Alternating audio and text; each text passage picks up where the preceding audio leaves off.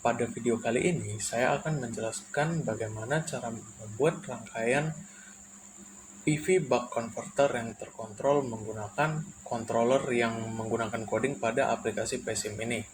Jadi sebelum ke cara merangkainya, saya akan menjelaskan bagaimana sih cara kerjanya secara sederhana dari rangkaian ini, dari sumber PV sampai ke tahap untuk masuk ke pengisian baterai. Jadi di sini titik awalnya adalah PV sebagai pembangkitnya dan akan berakhir di pengisian baterai. Seperti bisa teman-teman lihat di sini saya menggunakan 5 model PV. Nah, model PV yang saya gunakan sendiri ini saya ambil dari datasheet Solana menggunakan PV 300 WP yang dimana parameter PV ini bisa dimasukkan ke PSIM untuk diatur.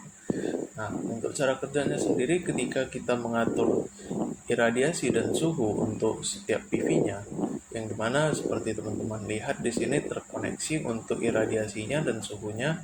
Di sini saya buat iradiasinya 559 dan suhunya 28 derajat Celcius. Nah, dalam kondisi iradiasi dan suhunya yang sudah disetting ketika getaran simulasinya ini, maka PV ini akan menghasilkan gaya yang dimana akan masuk ke deseling di sini untuk memfilter noise yang berkemungkinan dihasilkan oleh PV. Nah, setelah difilter oleh kapasitor deseling, maka akan masuk ke sistem buck converter. Di sini saya zoom sedikit. Dari bagian yang saya blok ini merupakan sistem dari buck converter yang berfungsi untuk menurunkan tegangan PV untuk menyesuaikan tegangan ke tegangan pengecasan baterai yang ada pada datasheet baterai tersebut. Nah, jadi di sini saya menggunakan baterai 12 volt dan dalam datasheet baterainya itu yang juga merupakan datasheet baterai Solana, tegangan pengecasan yang disarankan adalah sebesar 14,4 volt. Jadi saya akan menurunkan tegangan dari sumber PV ini dari yang berkisar 30 sampai 40 volt menjadi 14,4 volt. Jadi di sini untuk sistem buck converternya sendiri menggunakan komponen-komponen yang sesuai pada rangkaian buck converter, yaitu ada komponen switching yang di sini menggunakan MOSFET, dioda paralel, induktor dan kapasitor paralel yang kemudian akan dihubungkan ke resistor beban. Nah, di sini sistem kontrolnya saya menggunakan controller PI dengan tambahan anti wind up, yang dimana saya di sini tidak menggunakan blok kontrol yang umum digunakan di PSIM atau menggunakan blok konvensional, tapi di sini saya menggunakan blok controller PSIM untuk mengcoding sistem controller PI dan anti wind up-nya. Nah, alasan saya menggunakan anti wind up adalah untuk mencegah si converter ini mencapai titik saturasi dalam waktu yang lama. Jadi anti wind up ini bisa membatasi controller supaya tidak memasuki kondisi saturasi. Jadi sebelum memasuki kondisi saturasi itu nilai integratornya sudah dipotong atau di cut off sebelum melebihi batas yang dapat ditampung oleh converter tersebut. Nah, jadi di sini akan dilakukan pengaturan parameternya yang di sini dimana saya menggunakan KP dan KI-nya.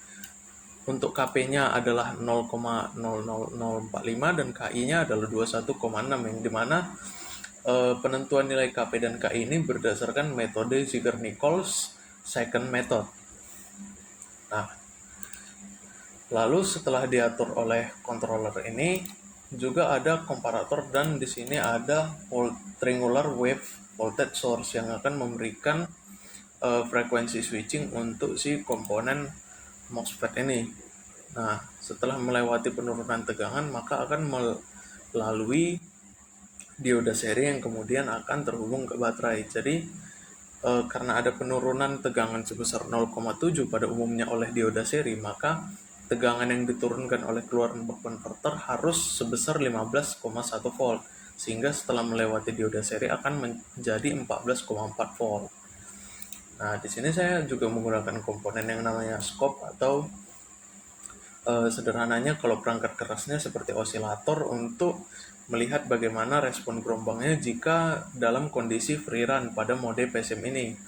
Jadi jika tanpa mode free run juga saya letakkan beberapa prop pengukuran. Lalu untuk cara merangkainya sendiri, yang pertama itu dari solar module ini. Untuk solar module sendiri ini ada di PSIM dan bisa di search, yang dimana saya menggunakan yang physical model.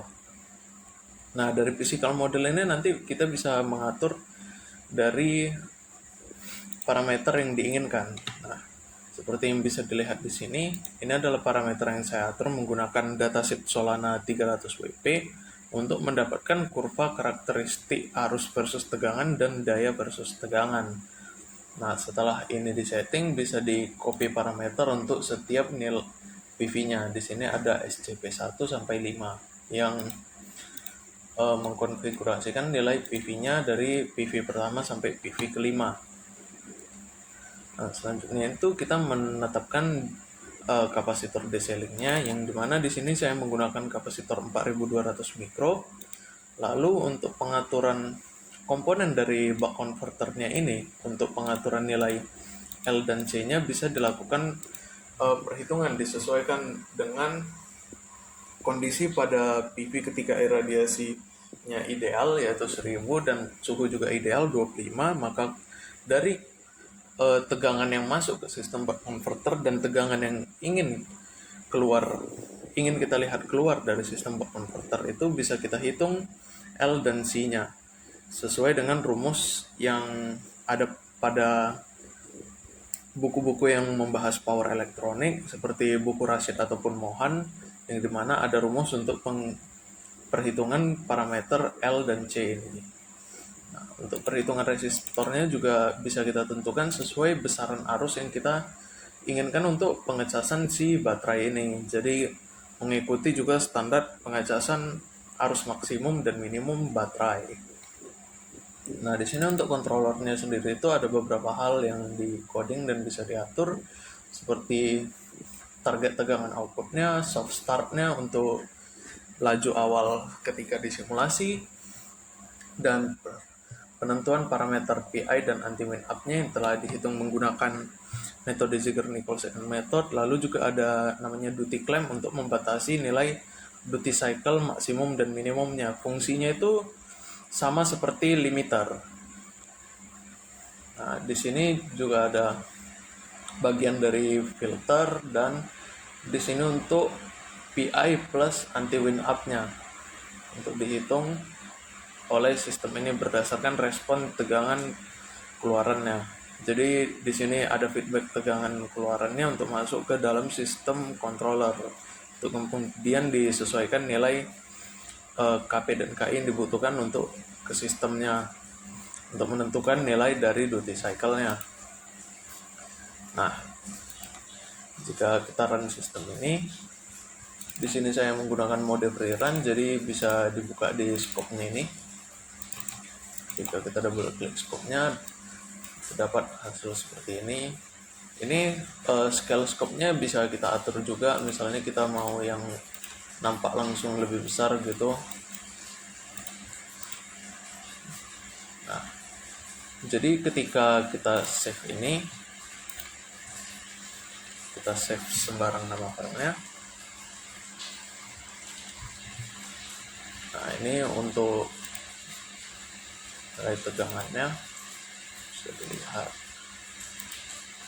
Oh maaf, harus kita run ulang terlebih dahulu.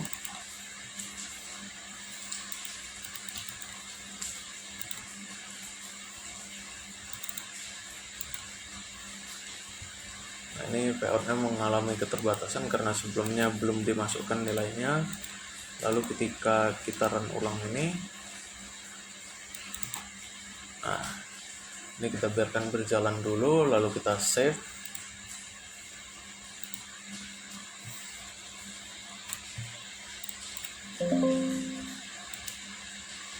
Nah, bisa dilihat seperti ini grafik tegangannya dalam waktu 0,18 second. Nah, bila kita tidak mengaturnya dalam mode free run, kita buat total time-nya sekitar 0,5 saja dan tidak terlalu lama ngerunnya. Lalu ketika ini kita start, kita menunggu dari waktu simulasinya ini.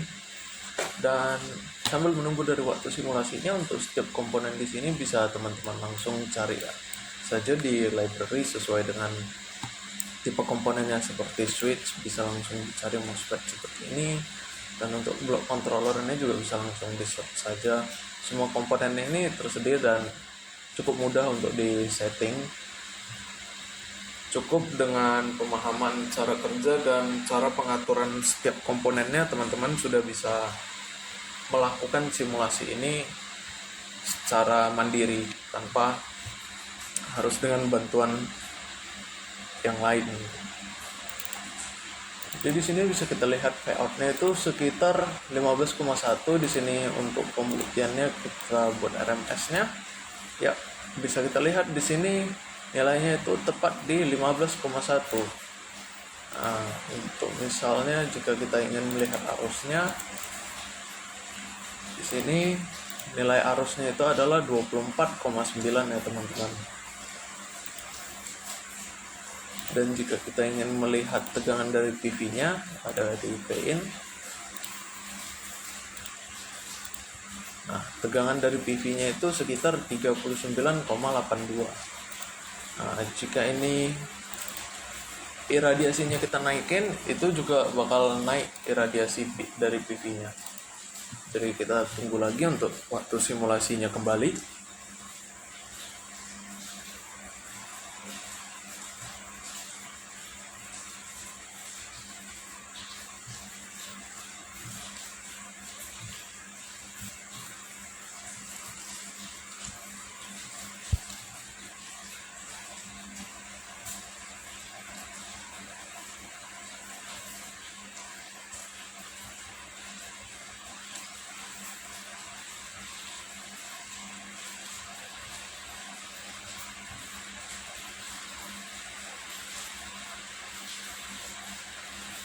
Nah, di sini bisa teman-teman lihat untuk V8-nya itu, atau V yang masuk ke sistem buck converternya merupakan hasil keluaran dari PV. Di sini naik, yang awalnya tadi 39 menjadi 41,5 ya.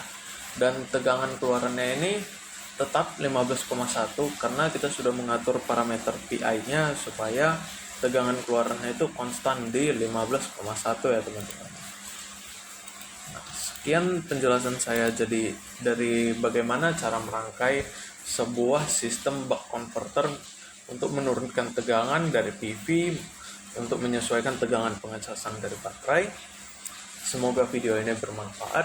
Sekian dan terima kasih.